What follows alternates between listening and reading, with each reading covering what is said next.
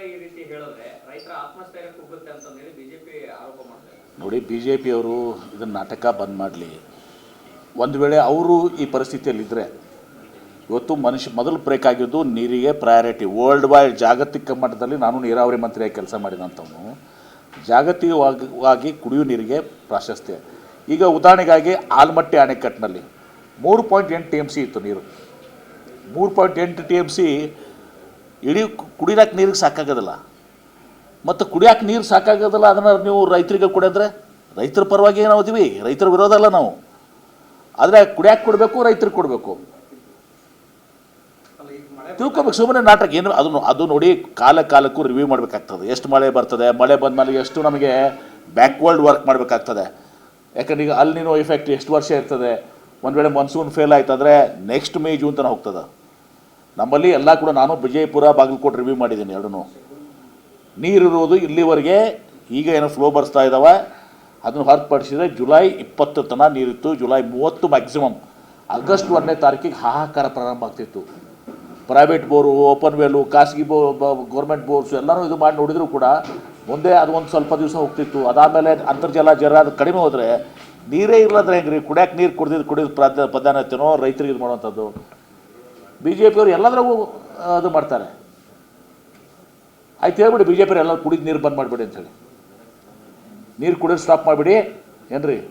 ಎಲ್ಲ BJP ಅವರಿಗೆ ಹೇಳ್ಬಿಡಿ, ನೀವು ಕುಡಿಯೋಕೆ ನೀರು ಸ್ಟಾಪ್, ನೀರು ಕುಡಿಯೋದು ಸ್ಟಾಪ್ ಮಾಡಿ ಅಂಥೇಳಿ. ಮೊದಲು ಫಸ್ಟು ಕುಡಿಯೋಕೆ ನೀರು ಮನುಷ್ಯರಿಗೆ, ಎರಡನೇದು ಜಾನುವಾರುಗಳಿಗೆ ಬದುಕಬೇಕಲ್ಲ. ಅವು ಮನುಷ್ಯರು ಅಷ್ಟೇ ಅಲ್ಲ, ಜಾನುವಾರುಗಳು ಬದುಕಬೇಕು.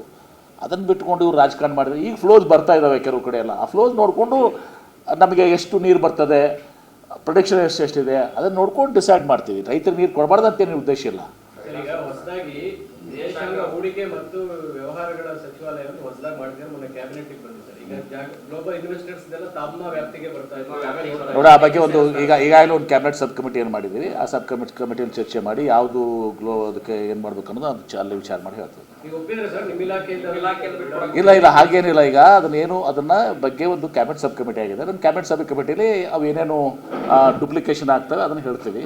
NRI ಡಿಪಾರ್ಟ್ಮೆಂಟ್ ಬಗ್ಗೆ ಅಥವಾ ಗ್ಲೋಬಲ್ ಅಫೇರ್ಸ್ ಮಿನಿಸ್ಟರ್ ಬಗ್ಗೆ ನಮ್ಮ ತಕರಾರಿಲ್ಲ.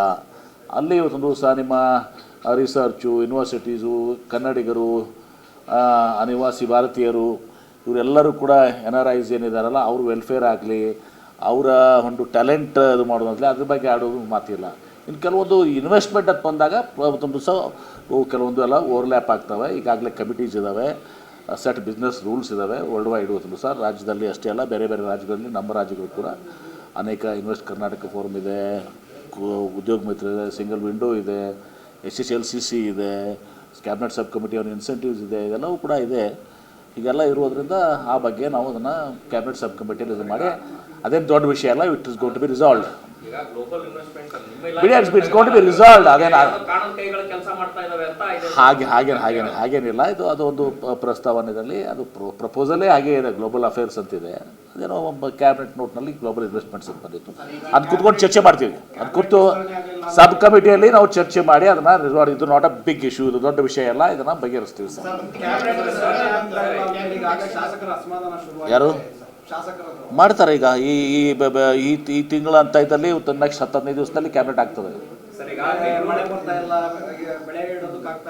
ಹೌದ್ರಿ. ಈಗ 10-15 ದಿವಸದಲ್ಲಿ ಕ್ಯಾಬಿನೆಟ್ ವಿಸ್ತರಣೆ ಆಗ್ತದೆ. ಎಲ್ಲ ಅದು ಭರ್ತಿ ಆಗ್ತದೆ. ಫುಲ್ ಫ್ಲೆಜ್ ಮಂತ್ರಿ ಮಂಡಳ ಇರ್ತದೆ. ಎಲ್ಲ ಇಲಾಖೆಗಳು ಫಂಕ್ಷನಿಂಗ್ ಆಗ್ತವೆ.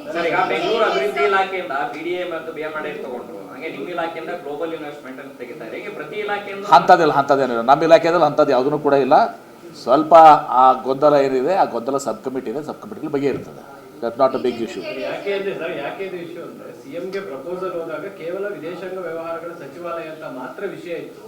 ಕ್ಯಾಬಿನೆಟ್ಗೆ ಬರೋತ್ತಿಗೆ ಅಲ್ಲಿ ಸೇರ್ಪಡೆಯಾಗಿದೆ ಅಂತ ನೋಡಿ. ಅಂಥದ್ದು ಯಾವುದೂ ಕೂಡ ಇಲ್ಲ. ಸ್ವಲ್ಪ ಕನ್ಫ್ಯೂಷನ್ ಇದೆ, ಓವರ್ಲ್ಯಾಪ್ ಆಗುತ್ತೆ. ಅದು ಬಗೆಹರಿಸ್ತೀವಿ.